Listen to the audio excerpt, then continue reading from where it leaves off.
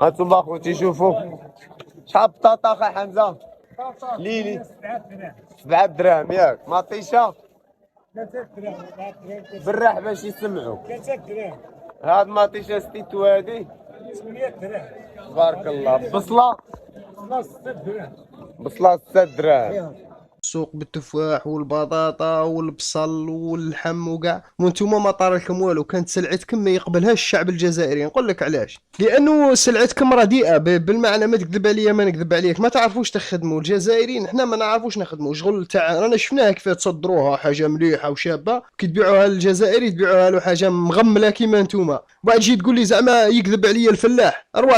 السلام عليكم الخوت. المهم انا اللي بغيت نقول كيما شفتو انا راه مشيت للمارشي لداخل. اما الا مشيت عند الناس د البادية نقدر ناخدها ب5 دراهم يعني نص دولار على اي. كما كنشوفو الثمن داير 300 دينار في الجزائر اللي كتساوي تقريبا شي 22 درهم ونص من الكيلو. هادشي لا صرفناها ب 13.34 كما دايرين في جوجل. اما الا جيتي تصرف الدرهم من الدينار راه خصك 20 دينار جزائري.